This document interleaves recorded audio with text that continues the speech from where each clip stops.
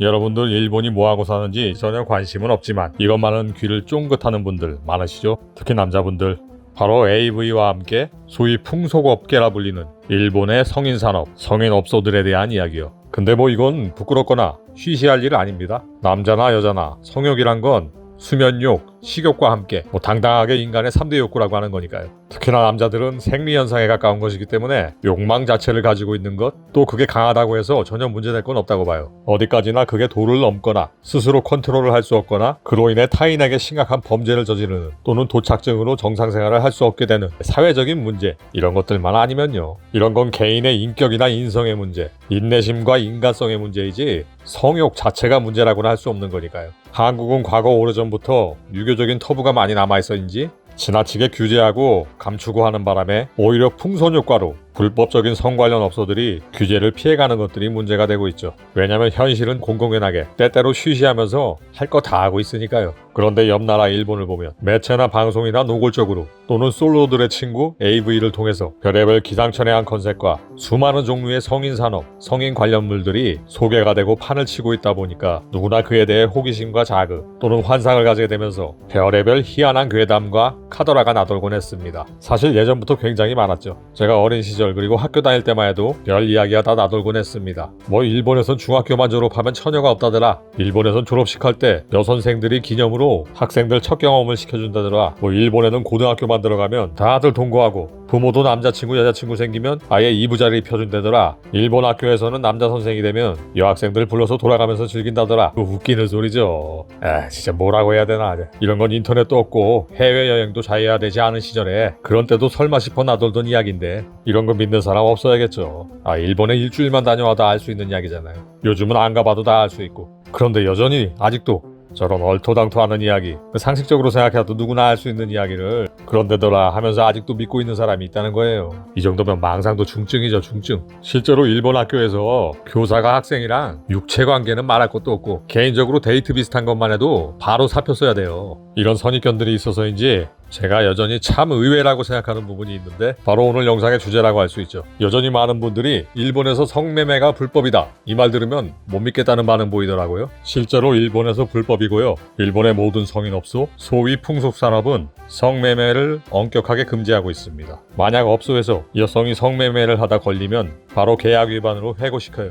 걸리면요. 이 말을 들으시면 아니 그럼 수많은 성인업소는 뭔데, 별의별 게 다 있던데, 이런 말 하실 수 있을 거예요. 일본에서 성매매에 대한 규정은 남녀 간의 직접적인 결합, 이게 있느냐가 포인트예요. 즉 직접적인 행위가 없으면 뭘 해도 한국으로 표현하면 유사행위인 거죠. 그렇다 보니 실제 행위는 아니지만 유사행위를 하는 업소들이 수요층의 욕구를 만족시키기 위해 어떤 기상천외한 발전을 했는지, 어떤 형태가 있는지 간단하게 소개해 보겠습니다. 우리나라 매체에 많이 소개된 이메쿠라, 이미지 클럽이라고 하죠. 수요자의 망상대로 다양한 제복과 야릇한 속옷, 그리고 세트장에서 전철에서 치안, 교실에서 여선생님, 회사에서 여직원 등등 유사 행위를 해주는 곳, 과거에 한참 유행하다가 지금은 사양길이라고 해요. 그리고 대중적으로 많이 이용한다는 핑크 살롱, 카페처럼 공개된 장소에서 칸막이만 쳐놓고 여성 2명이 번갈아 가며 구강 행위를 한다는 곳인데 저렴해서 많이 간다고 하네요. 그리고 카페처럼 되어 있기 때문에 고개만 들면 다른 사람들 노는 장면도 볼 수가 있어서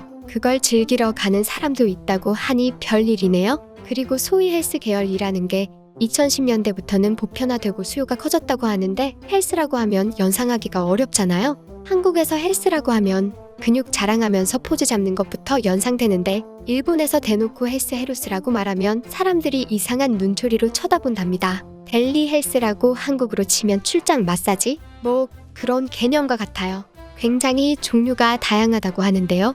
태닝한 피부에 교복을 입은 갸루 헬스, 미시나 유부녀 헬스, 가슴 큰 여성분만 오는 거유 헬스, 트랜스젠더 헬스도 있다네요. 장점은 원하는 취향, 원하는 타입을 고를 수 있고 알아서 집이나 원하는 장소로 와주니까 편리하다고 하고요. 단점은 여성 쪽에서 거절, 비속어로 뺀찌를 먹일 수 있다는 것, 그리고 일본 성인 업소의 사실상 마지막 단계라 할 수 있는 우리나라에도 많이 매체에서 언급한 소플란도가 있어요. 욕실 형태로 마사지와 유사 행위를 하는 것. 과거 한국에 유행한 터키탕과 비슷한 형태인데 직접 행위를 하지 않는다는 점이 다르지만요. 다만 실제로는 유일하게 소플란도 많이 비싼 추가 요금을 받고 직접 행위까지 하는 경우가 많다고 합니다. 불법이지만 공공연하게 불법 행위를 조장하면서도 업소에서는 일하는 여성이 맘대로 손님과 알아서 교섭한 것이라는 식으로 묵인하는 형태라고 하네요. 즉 자기들끼리 눈 맞아서 한 거니까 우리는 책임 없다, 이런 식으로 발뺌을 하고 넘어간다고 합니다. 걸려서 문제가 되면 해당 여성만 내보내고 작은 벌금만 내면 계속 영업을 할 수 있으니까요. 그렇게 여성이 은근히 직접 행위를 유도하면서 요금을 흥정하는데 외모가 출중하고 서비스가 좋으면 10만 원까지도 간다고 하니 한국 돈으로 100만 원 이상이죠. 솔직히 그 돈이면 여자들 3명은 만나서 데이트하고 저녁 먹고 근사한 호텔에 가도 남을 텐데 생각이 들지만 뭐 그렇게 살겠다는데 제가 알 바 아니고요. 사실상 유일하게 거의 대놓고 직접 행위를 하는 곳이다 보니 소프란도에서 일했던 여성들은 일반 사회로 복귀가 거의 불가능합니다. 그래서 상당수가 AV에 출연하게 되는 경우가 많고요. 보통 일반인 여성이 출연했다고 홍보하는 AV 작품은 대부분 소프란도에서 현재도 일하고 있거나 일을 했던 여성이라고 하네요. 아예 자신이 일하는 소프란도에 손님을 불러 모으기 위해 AV에 출연하고 홍보하는 경우도 자주 있다고 해요. 어떤 영화에 나온 여자가 일하는 업소, 이것만으로 홍보 효과가 엄청나니까 업소 측에서도 적극적으로 출연을 지원하는 형편이라 합니다. 그리고 한국에 많이 알려진 이유 중 하나는 대부분 풍속업계는 외국인은 사절하는 경우가 많다는데 소프란도는 외국인도 일본어만 어느 정도 할 수 있으면 크게 제한을 두지 않고 있어요. 그래서 한국에서 간 남자들이 주로 소프란도를 찾는다고 합니다. 일본어에 능통하고 일본인과 외모 차이가 거의 없는 사람이면 다른 풍속 업소에 갈 수 있겠죠? 근데 굳이 그런 데를 왜 가나 싶긴 하지만요. 그 밖에도 취향에 따라 SM만 전문적으로 하는 여왕님 클럽, 이런 것도 있다고 하고 중국인 전문, 베트남 동남아 전문, 흑인 전문, 백인 전문, 그리고 부끄러운 일이지만 실제 본방 행위만 한다고 해서 호평받는 한국 여성 출장 헬스 같은 것도 틈새 시장에 있다네요. 네, 이렇게 대부분은 수박겉핥기 같은 느낌의 성인 업소, 일본 법률상 성매매가 아닌 유사행위 업소들이지만 정상적인 연애와 여성과의 만남을 통해 욕구를 충족할 수 없는 남성층이 점점 늘어나는 추세이기 때문에 규모는 전혀 줄어들지 않고 더 자극적이고 더 기상천외한 형태로 발달하는 것 같습니다. 그럼 이런 말 하시는 분이 있을 수 있어요. 아니 AV 비디오 보면 실제로 하는 거 맞고 별의별 짓 다 하는데 그거 불법 아니야? 네, 불법 아닙니다. 왜냐하면 모자이크로 가릴 건 다 가렸잖아요. 직접적인 건 가렸으니까. 그래서 불법이 아니에요. 일본법상 그건 에로 영화니까요. 네, 웃기지만 사실입니다. 그래서 일본인들이 그 특유의 쓰잘데기 없는 장인 정신으로 만들어낸 결과물이 얼마나 모자이크를 미세하게 조정해서 최대한 보일 듯 말 듯하게 만드는 거, 이겁니다. 전에 일본의 거래처 직원이 파견 나와서 일할 때 술자리에서 초하이퍼 모자이크가 나왔다고 떠들어댔거든요. 그래서 그게 뭐냐고 물었더니 매지가이처럼 눈을 모으면 초점 모으는 거 있죠. 그런 모자이크가 사라지고 실제 정사 장면이 나오는 그런 하이퍼 모자이크 기술이 있대요. 어이가 없죠. 그래서 그걸 뭐하러 그렇게 힘들어서 보냐, 그냥 만나는 여자들이랑 편하게 보면 되는 거 아니냐, 별게 다 신기하다 이랬더니 갑자기 시무룩해지더라고요. 자기는 여자 만나서 볼 일이 없대나 뭐래나. 개인적인 견해로는 어찌 보면 이 직접 행위를 못하게 하는 이 점 때문에 일본의 풍속업계 성인산업이 유지될 수 있는 최고의 비결이 아닌가 합니다. 마지막 선은 못 넘게 하니까. 이 때문에 여성을 만나기 어려운 수요층이 실제 남녀 간의 관계에서 얻을 수 있는 그 만족감,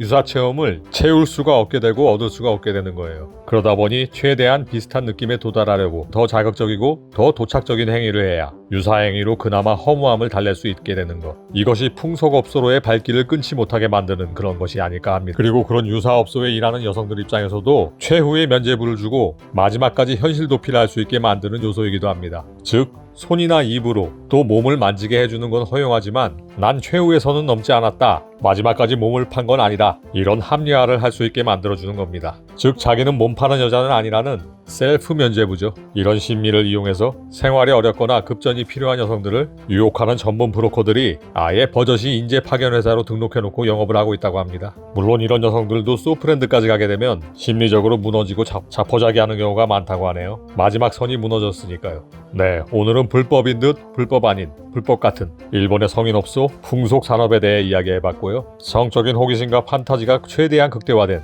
정상적인 남녀관계가 어려운 남성층의 욕구를 충족시키는 형태, 그리고 일본 특유의 규제주의, 관료주의에서 나온 기형적으로 발전한 성인산업의 구조라고 할 수 있겠습니다. 한마디로 말하면 뭔 짓을 해도 좋으니까 선을 넘지만 말고 걸리지만 말아라, 이거라고 할까요? 오늘 이야기는 아쉽게도 제가 직접 경험한 일들이 없다 보니 과거의 지인들과 나눈 이야기와 자료, 문헌, 방송 등에서 조사한 것들을 정리한 것이라 뭔가 살짝 김 빠진 느낌이고 좀 재미가 없을 수 있겠네요. 솔직히 정상적으로 여자들 만나서 성욕이 쌓일 일이 없으면 저런데 갈 일이 없잖아요. 뭐 한번 호기심에 한두 번 가보는 거 저도 그건 이해합니다. 그렇기 때문에 그냥 일본의 성인 산업은 그런 배경이 있고 이런 내용이구나 하는 정도로 가볍게 봐주시면 감사하겠습니다. 영상이 재미있으셨다면 구독과 좋아요 부탁드리고요. 앞으로도 계속 다양한 관점과 시각에서 재미있고 유익한 영상을 만들도록 하겠습니다.